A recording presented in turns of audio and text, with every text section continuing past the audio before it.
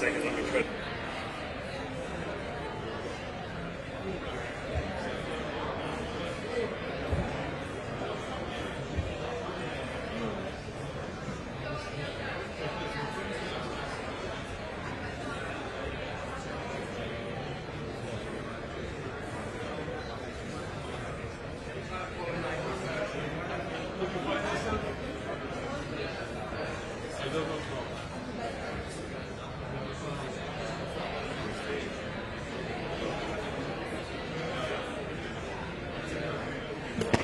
Microphone check. Check 1 2. This is a microphone check for the transcript. 1 2 3 4. Microphone check.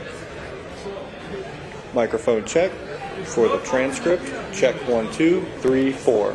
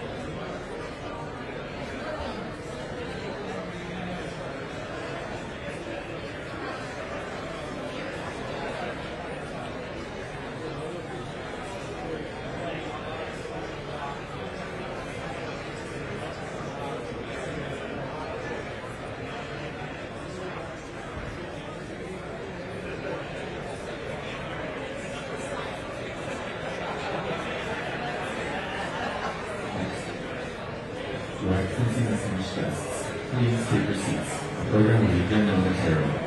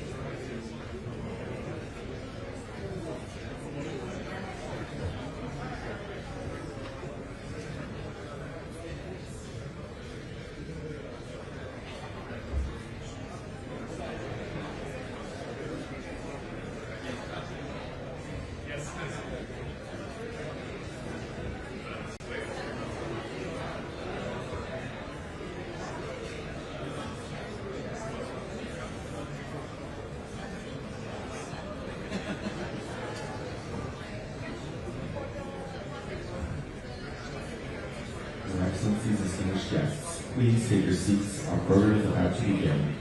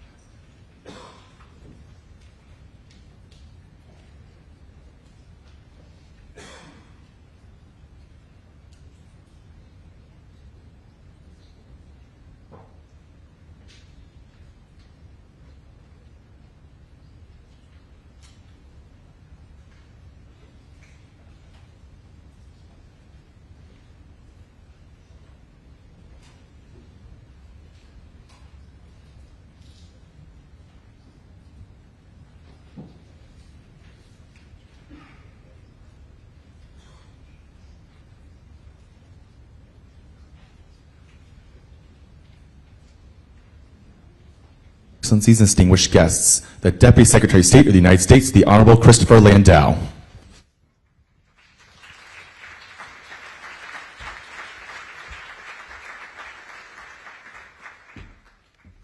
Thank you. Ladies and gentlemen, welcome to the State Department. It's an honor and a privilege to have you here. For those of us who grew up in the 1970s, the topic that we're going to be discussing today is all too familiar. From the Red Brigades and the Baader-Meinhof group in Europe to the Weather Underground here in the United States, to the Tupamaros and the Montoneros in South America. Many of our countries have familiarity in the past with political terrorism, and unfortunately we're seeing a resurgence of that again today. And so that is why we are gathered here to talk about this dangerous trend. Obviously, we know the good news is it can be defeated because it has been defeated, and we can defeat it again.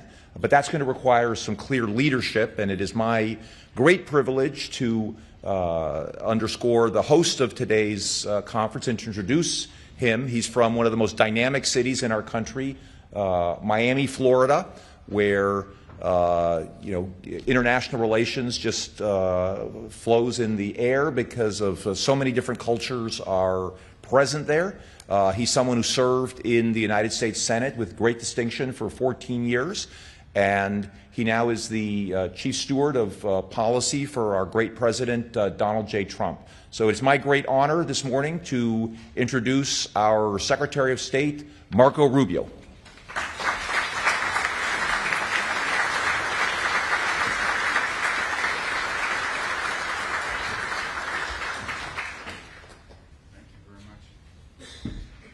Thank you all. Thank you all for joining us here today. I'm very honored that this distinguished group of people that have traveled from around the world to be a part of this important conversation. We're grateful to you.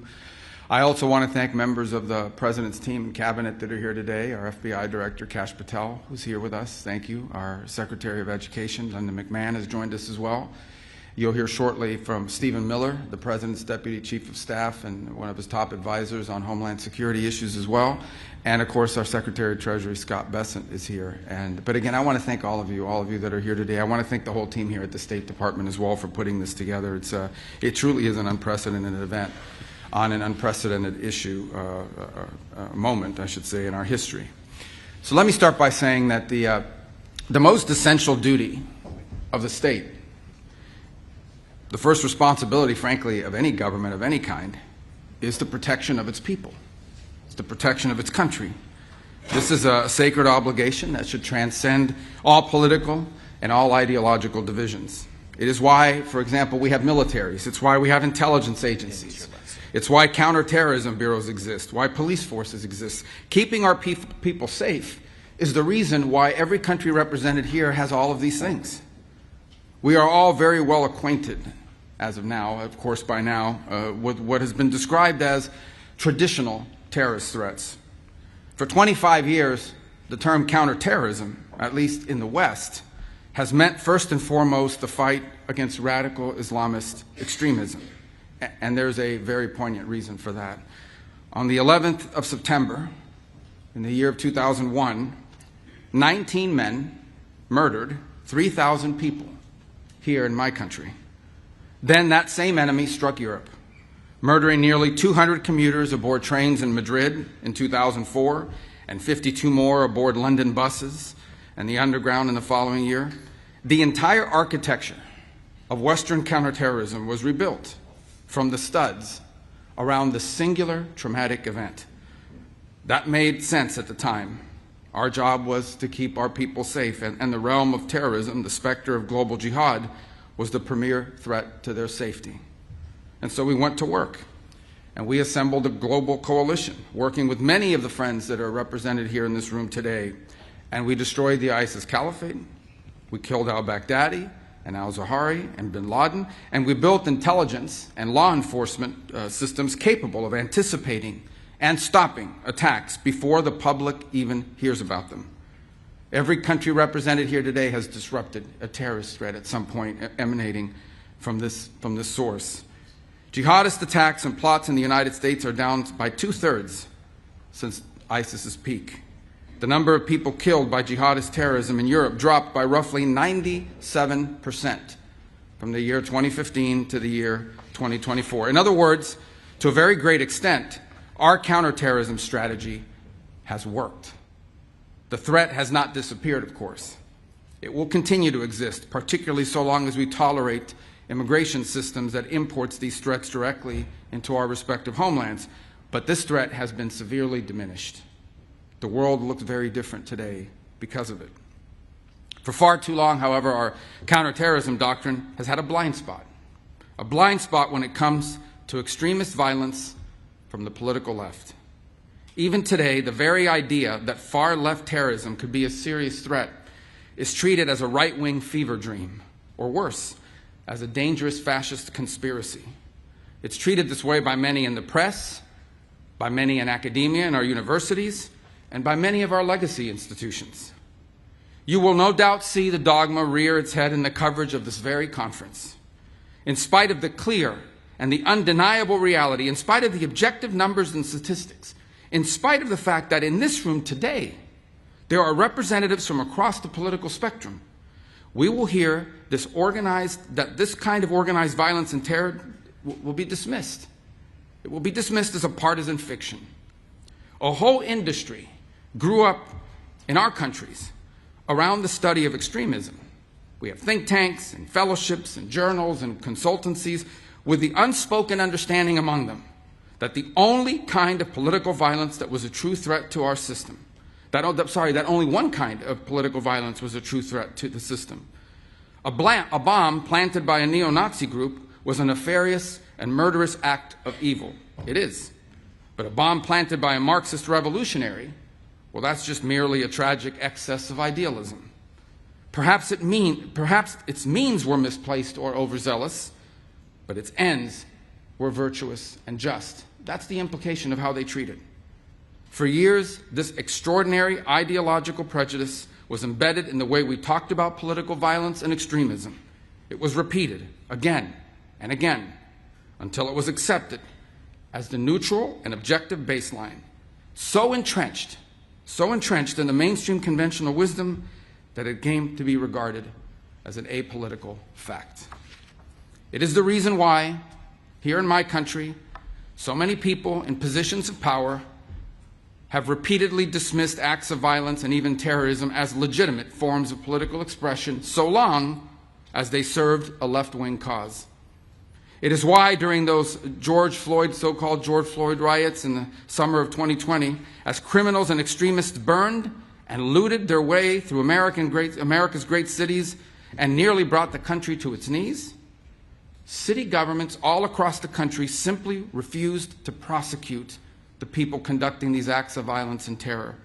It is the reason for the now infamous image, maybe you all recall this, of a news anchor from a very prominent agency, a news anchor standing in a neighborhood consumed in flames. Meanwhile, the chyron on the bottom read that the protests were mostly peaceful. This was something worse than a double standard. Left-wing violence was not just excused, it was treated as sacrosanct, a protected class unto itself. That era has to end. The coalition in this room today includes political leaders and experts and law enforcement officials from more than 60 countries across the world. You have come here from a wide range of governments, parties, and political persuasions. Some of your governments and ours disagree publicly. Sometimes we disagree sharply about trade, about energy, about immigration. You did not come here today because you have been persuaded on every single aspect of the American view of the world. You came here. You are here because 2 weeks ago, a 72-year-old woman was burned on over 80% of her body in her own home in Greece, and she died, executed by a firebomb because her daughter dared to stand for office. You are here today because for 5 days this winter, the lights went out in Berlin, the longest blackout in the city since the Second World War, sparked by an attack that left tens of thousands of households without power in the freezing cold and left an 83-year-old woman dead. You are here and you came because a month after that Berlin blackout, a French 23-year-old succumbed to traumatic brain injuries, beaten to death on the streets of Lyon by a group of far-left militant thugs. You are here because your political leaders are being attacked and stabbed and shot in your streets, because your businesses have been bombed, because your railways have been sabotaged, because your police officers have been beaten and burned. You are here because this is real, and it is getting worse, and it can no longer be denied, and it can no longer be ignored, because it is time to crush this evil forever. The simple fact is, none of this that I've just described is new. Far-left political terrorism is not a recent-day modern novelty. It is not a fiction manufactured by conservative politicians. For most of the modern era, it was in fact the dominant form of political violence. Every one of our friends here from the nations of the Western Hemisphere remember the decades of kidnappings and bombings and assassinations and executions, the violent terror of the Tupamaros, of the Monteseros, of the FARC, of the ELN. You remember the inhuman savagery of Peru's Shining Path, the Maoist fanatics who massacred the peasant villages of Peru, hacking pregnant women and newborn infants to death with axes and machetes. You remember the tens of thousands of Marxist guerrillas trained to kill in Castro's terrorist camps. All of you here from Europe remember. You remember the machine gun massacres of Italy's Red Brigades, which held a 5-time prime minister captive for 55 days before subjecting him to a revolutionary so-called people's trial and executing him in 1978. You remember the Red Army faction's nearly 3-decade campaign of bombings, kidnappings, and assassinations in Germany, murdering dozens and injuring hundreds more. You remember the 17 November organization in Greece, the Marxist extremists that terrorized Athens for more than a quarter century, including, by the way, shooting my country's CIA station chief dead outside of his home, in front of his wife, as they were returning home from a Christmas party. And here in America, we remember. We remember the same reign of deadly terror, justified by the same slogans, motivated by the same wicked ideas. We remember the Weather Underground, which bombed the Pentagon, which bombed the State Department, and bombed the Capitol. We remember the Black Liberation Army, which staged armed robberies and executed police officers at point-blank range. We remember the Symbionese Liberation Army, which shot a public school superintendent to death with cyanide-packed hollow point bullets. In one 18-month period, between 1971 and 1972, the FBI counted some 2,500 bombings on American soil, a rate of nearly 5 a day. The overwhelming share of that violence came from left-wing extremists. Between 1970 and 1980, 93% of terrorist attacks in the West came from the far extremist left. These are numbers that would shock most Americans today, because we've been taught to believe that this kind of political violence, it simply doesn't exist, or it's being exaggerated. But it does exist, and we're actually underestimating it. And our nations bear the scars to prove it. And today we face a new wave of this old evil. Here in the United States, the share of left-wing terrorist attacks and plots has risen to levels not seen in decades. In Germany, far-left violence has jumped by more than 40% in just the last year alone. In Greece, more than 80% of radical violence is now driven by far-left and anarchist actors. These are not abstract statistics. Americans have seen what those numbers mean. An all-out assault on our immigration officers, sniper attacks, explosives, armed ambushes, a transgender shooter opening fire on Catholic elementary school students as they pray, his gun marked with slogans like, "Where is your God now?" A healthcare executive executed in cold blood in the streets. Multiple assassination attempts on a sitting president, and the murder of the greatest conservative activist of a generation, a man who happened to also be a husband and the father of 2 young children, shot and killed while speaking to a crowd of students. This is a distinctive and unique evil. It has always been driven by a hatred, above all else, a hatred for civilization itself.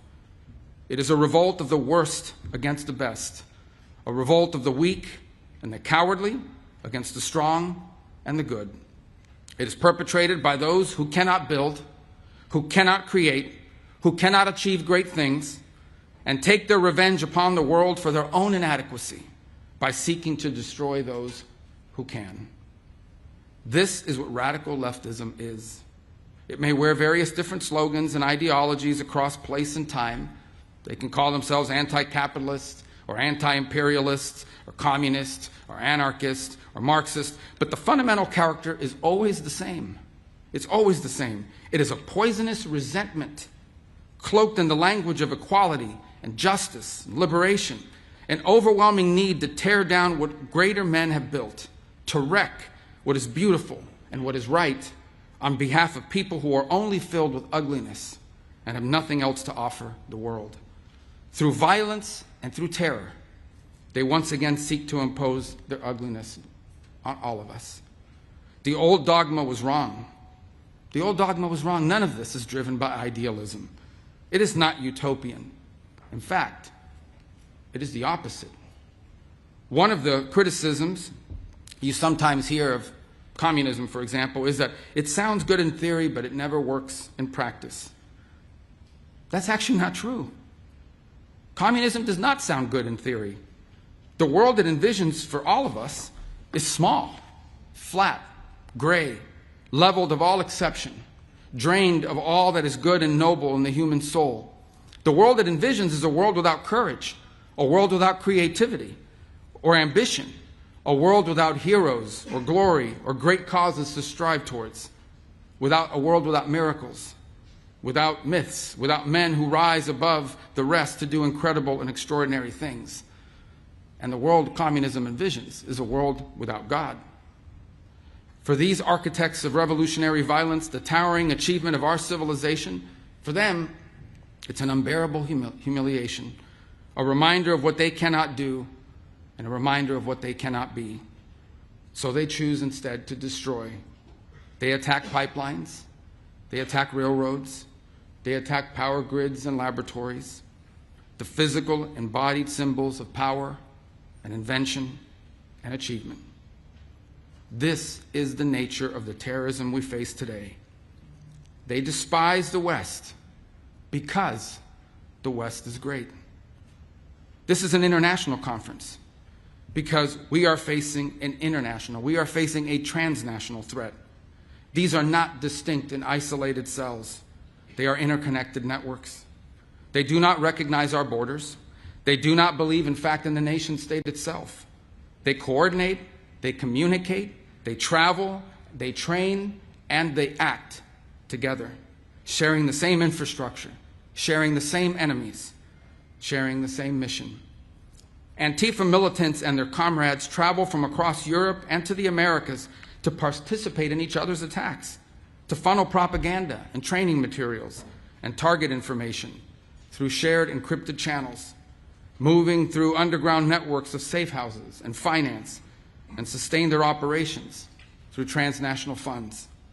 And they work alongside hostile foreign states that share their mission, like Iranian proxy networks, who are increasingly intimately tied to leftist militant groups around the world.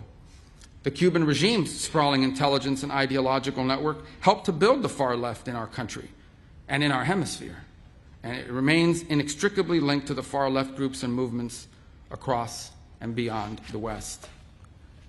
Today's far left terrorists can raise money in one country. They can host their communications in a second country. They can receive training in a third country. They can recruit militants in a fourth country, and then together strike a target in a fifth country. And so we have no choice but to confront this menace together. We will either cooperate across our borders, or the terrorists will continue to exploit the gaps between them. Under President Trump, for the first time, the United States is building the infrastructure, the partnership, and the strategy to defeat the scourge of far-left terror. The President signed National Security Presidential Memorandum No. 7, outlining a comprehensive strategy to investigate and disrupt Antifa terror networks and their allies. Last November, the State Department designated 4 violent far-left extremist groups as foreign terrorist organizations, and there will be more designations soon. In December, we announced Rewards for Justice, offering up to $10 million for information disrupting the financing behind these groups. In May, we convened the first counterterrorism law enforcement workshop, joining American law enforcement officials and their counterparts in our partner country nations together to map and develop strategies for dismantling these networks. The next workshop will be co-hosted with our partners in Germany. The coalition we're building together is already bearing fruit. And we are here today to build on that work. We can and we must identify and map this threat and rebuild our counterterrorism architecture to defeat it, just as we have done together before. Now we must do it together again. Through intelligence and information sharing, through coordinated law enforcement strategy, through financial targeting and disruption, we will dismantle these networks brick by brick. It is time for the people of the civilized world to defend ourselves, to stand united against this encroaching darkness and fight for what is ours. It is easy to destroy great things. It is far more difficult to make them. The enemies of civilization are only capable of the former. They are only capable of destroying great things. All they know is destruction. But we have built great things together. We have done it time and again. We know what we must do, and now we must do it. Thank you for coming today.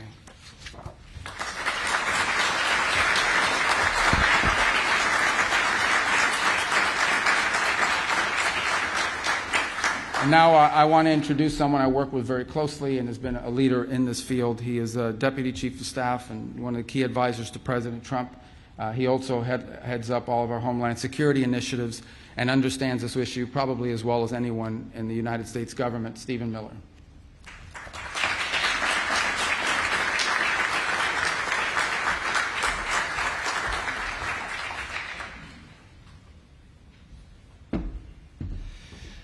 Good morning, distinguished leaders and guests. It's good to see so many familiar faces. And thank you, of course, to Secretary of State Rubio for organizing this conference and for leading this initiative. Here in the United States, we have taken the necessary and essential action of formally recognizing left-wing violence as a form of political terrorism that is a direct threat to our national security and the survival of our Republican form of government.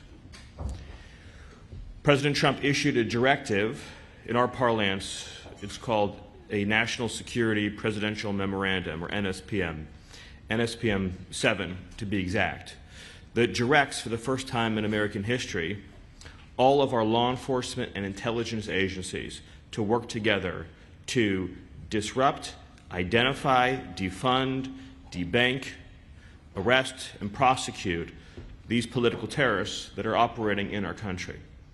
It's very important to understand that left-wing political terrorism seeks as its ultimate end the overthrow of our system and form of government. And we've seen this has taken place many times in many places throughout the years, and Secretary Rubio has provided you many examples. Left-wing terrorism always ends in bloodshed, misery, and suffering. It only can travel in one direction. There's no point at which the left-wing terrorist is satisfied with his gains and ceases progressing. Inevitably, left to run its course, it always becomes a gulag. It always becomes the mass imprisonment of political enemies, the stripping of their rights and freedoms, inflicting immense pain, humiliation, suffering, in order to establish complete and total control. Control through psychological and physical and actual terror. And we have to understand that that is the scope and the extent of the threat that we face. And as Secretary Rubio also pointed out, this is an international network. Antifa, as an example, operates in dozens of countries all throughout the world. They share common networks of funding, organization, and information sharing. And so all of our intelligence agencies and law enforcement entities should be collaborating and coordinating and working together in order to root out these organizations. One of the hallmarks of left-wing violence and terrorism is its completely pretextual and disingenuous appeal to civil liberties in an effort to shield its own violence. This is the tactic that the left always uses to try to protect itself from facing criminal punishment. It is essential that we are wise enough and strong enough to understand that these appeals must fall on deaf ears. When the leftist, who does not believe in freedom, who does not believe in civil rights, who does not believe in any ordered notion of justice, protests that we are violating his rights, understand that he is lying to try to persuade people who are not closely following the political scene that some injustice has been perpetrated against him. We must stay the course and be completely unflinching in the pursuit of justice against these enemies of civilization. If the left is allowed to use the real or actual threat of violence to destabilize our institutions, then those institutions cannot and will not succeed.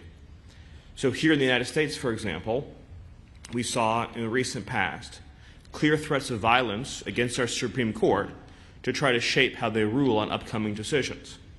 The leftist does this with the full desire, intent, and understanding that the threat of violence against a public figure or their family is meant to cow them into behaving or acting or conducting themselves differently.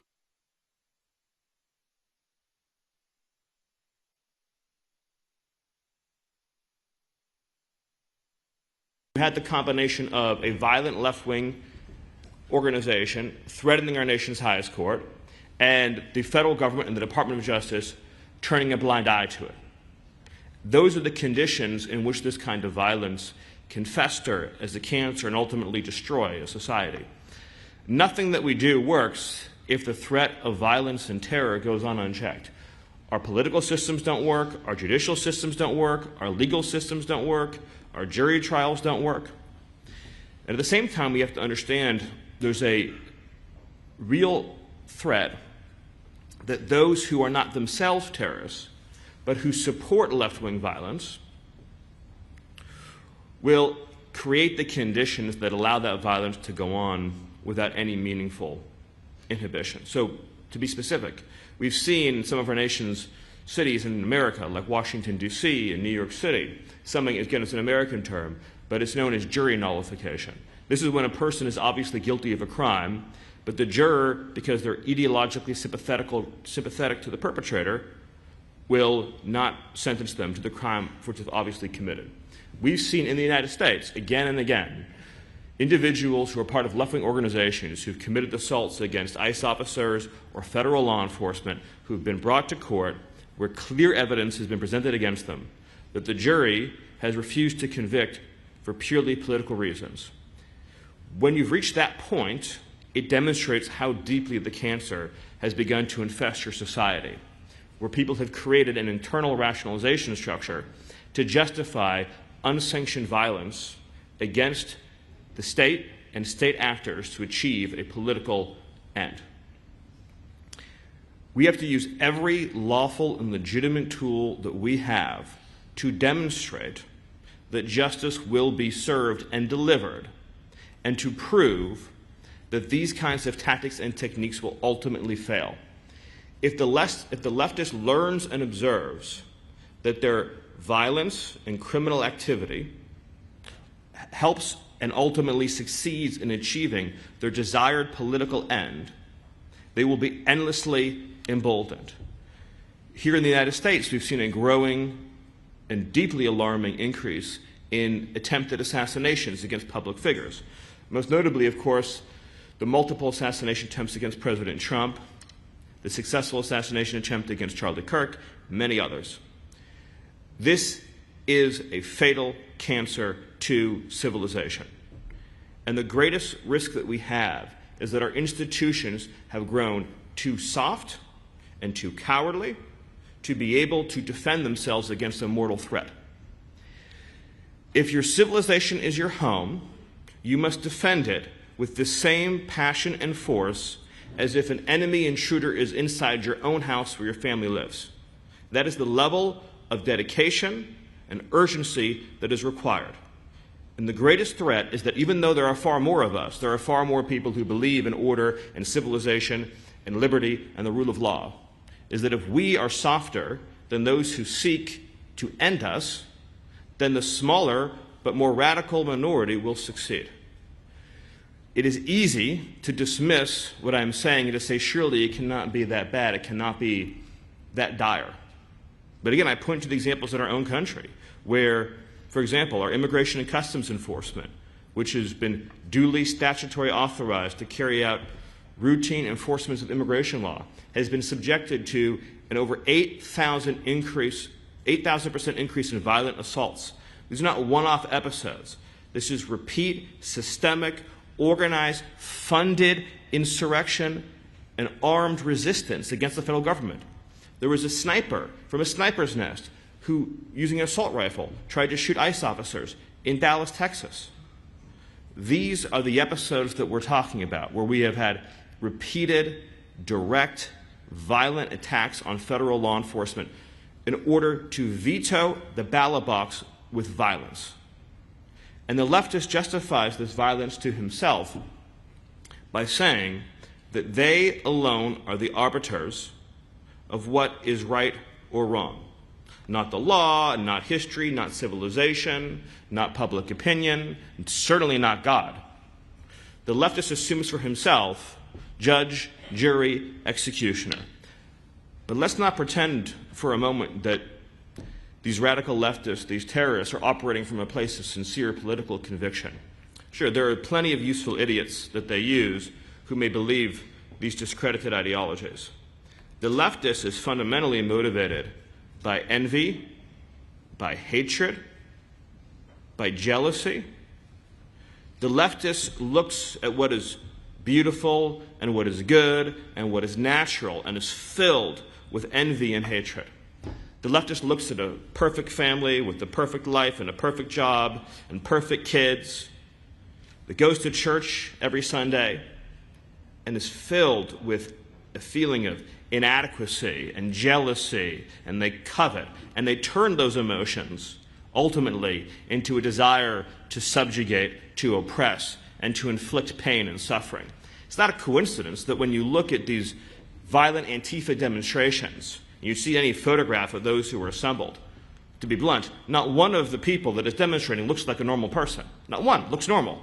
They're all deformed in some way in their appearance, in their dress, in their mannerism. Why is that? Why? If you look at two photographs and you see a normal American street, you see an Antifa protest. Why do the people that are violently demonstrating, why is there not one normal-looking person among them? Every one of them, through the course of their life and their decisions, has scarred their body and their appearance in many different ways, to the point in which their outer appearance becomes a manifestation of their inner hatred. Trust your instincts. To all people and across all civilizations, you know what normal is. You know what beautiful is. You know what good is. You know that families are right. You know that children are precious and beautiful and must be protected. You know that the criminal and the junkie and the predator is a threat to normal, healthy living. This is so much deeper than issues about taxation and regulation, although they're incredibly important. It's about normal, healthy, ordered living. And the violent leftists, for these deep-seated reasons, going back to the earliest wisdom taught to us in the Bible about coveting. And I'm not talking about rich versus poor. I'm talking about a much deeper kind of coveting. Coveting people who are morally superior, who are superior in the simple, truthful way they live their lives. People that they look at who are happy and ordered and peaceful and contributing to their communities. That burns an ember in them, and that's how you end up with the horrors we've seen throughout history, where good families are dragged out into the street and executed. And you might say, again, you're describing a future that seems impossible to conceive of. When it comes to preventing these horrors, it is the burden and the duty of good people of all walks of life to understand that you will always be accused of raising the alarm too loudly. If you wait until the point where the worst outcome is so obvious that no one can deny it, you've already lost the battle. That's the fundamental point. If you say, I will not raise this alarm until the threat is so present and so clear and so obvious and so imminent that none can deny it, well, it's already too late. It's already too late. I would rather prevent a threat from occurring and be accused for the rest of my life of having falsely raised the alarm, knowing in myself that I was right, than for fear of being judged having waited too long until the point of no return has been crossed. The good news is that we are far away from the point of no return.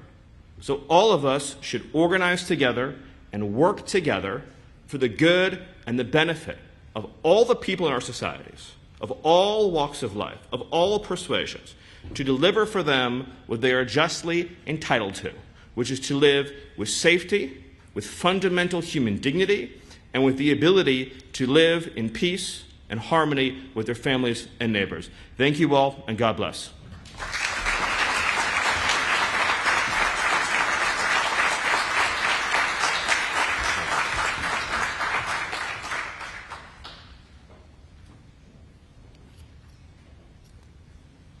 Your Excellencies and distinguished guests, United States Secretary of the Treasury, the Honorable Scott Bessent.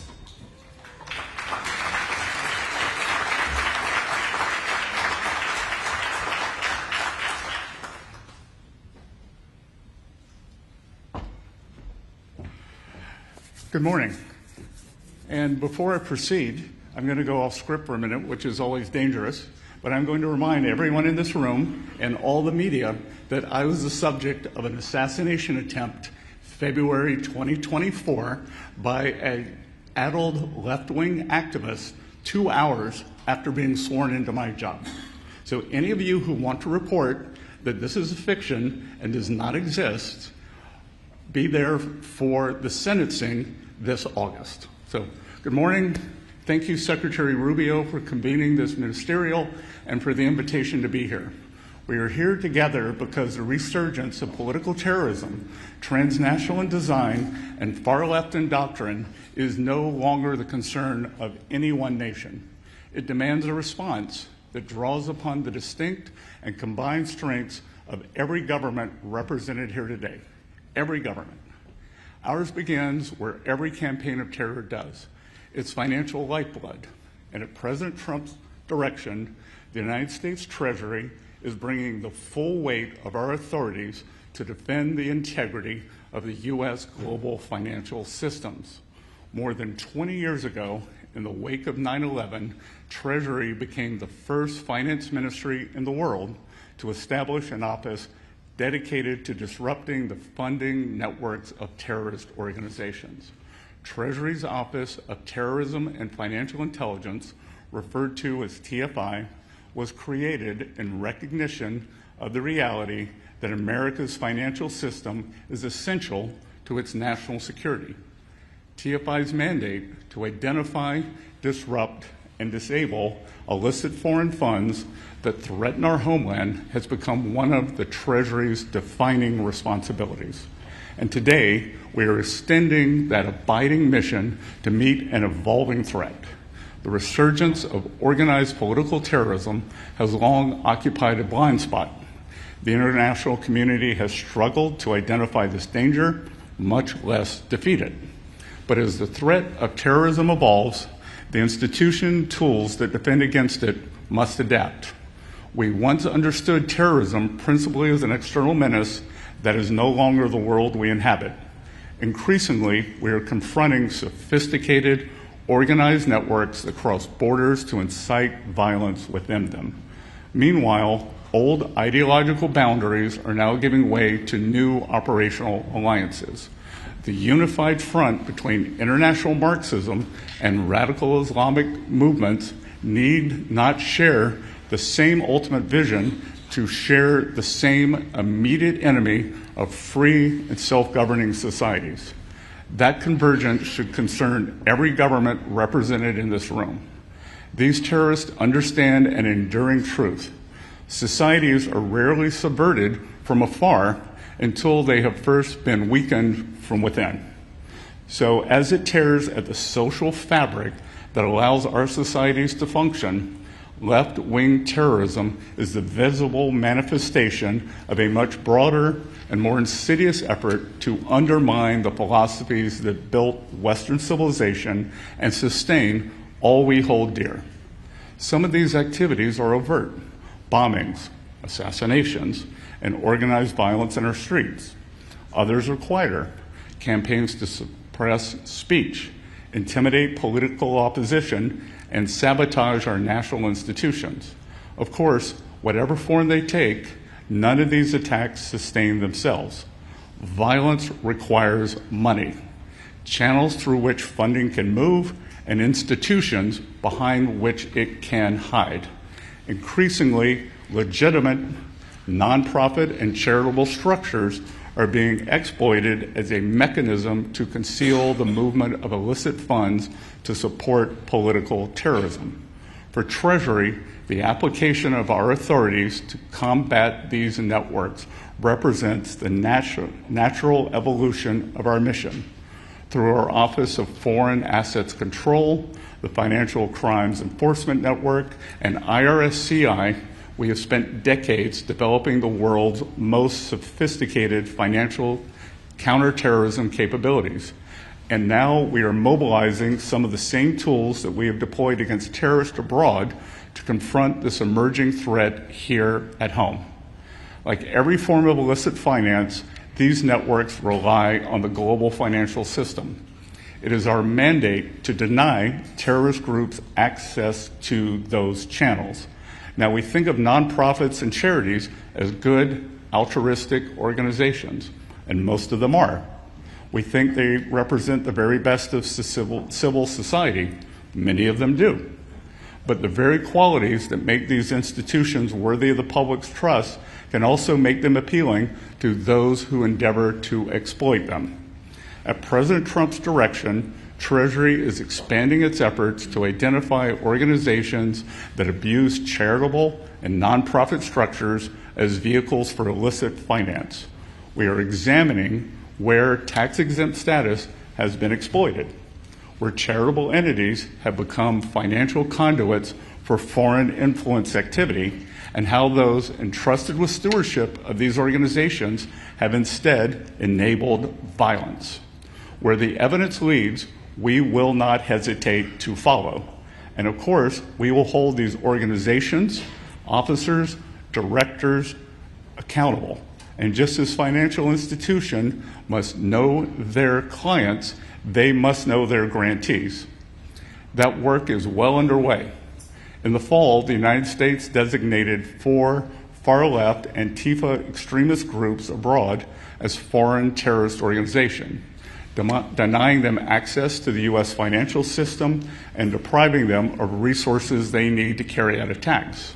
Meanwhile, in this administration alone, OFAC has also sanctioned 17 sham charities and nonprofit organizations for funding Hamas's terrorist activities and operations. As Treasury continues to map and disrupt the flow of funding that enables these entities to operate, no terror organization should delude itself into the belief that its financing lies beyond our reach. No facilitator should assume that anonymity confers impunity, and no jurisdiction should expect to enable or harbor these activities without consequence. To be clear, in the fight against domestic terrorism, we must respect the constitutional rights, freedom of speech, association, and assembly of all Americans. As such, it is important to emphasize that Treasury will act based on suspected unlawful conduct by these terror organizations, not because of their beliefs or ideologies. At Treasury, this work is mission critical, but we cannot do it alone. The threat is transnational. Our response must be no less so. Indeed, our cooperation must be as disciplined as the networks we seek to dismantle. The global financial system is one of the great achievements of the modern world, and we never must allow it to become a sanctuary for those who seek to subvert it. So on behalf of the United States Treasury, let there be no uncertainty about the work before us and the resolve with which we will undertake it. We will identify illicit funding, however artfully it is concealed. We will dismantle the networks that sustain political terrorism, however respectable their fronts may be. We will pursue those who enable political violence, however distant their jurisdictions, and we will deepen our collaboration with every nation represented in this room for as long as this work requires. This is our commitment, and we ask that you make yours too. Secretary Rubio, thank you again for convening us here this morning. Let us work together to translate the spirit of this ministerial into a commitment that endures well beyond it. And let us deny our adversaries the one thing on which they count most, that those of us assembled in this room will grow weary in our cooperation before they do. Thank you all for being here today, and the U.S. Treasury looks forward to working with you. Thank you.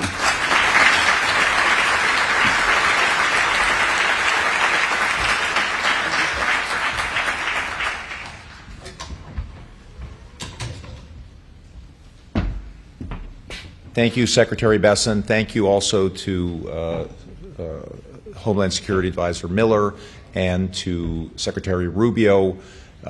These are obviously very important topics. We're looking very much forward to the panels today that will involve many of your countries. Again, I just want to thank those of you who have come here from a long distance, looking around the room at the names of the various countries that are represented here.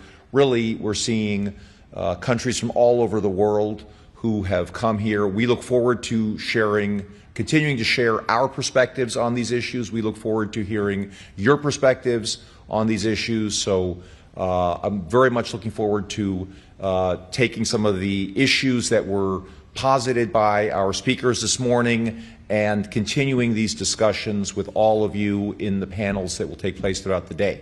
I think now we have a break for a number of minutes, and then we will resume with the first panel shortly. Thank you very much. Your Excellencies and distinguished guests, this concludes our opening session. Panel session 1 will commence at 10:45 a.m. Thank you.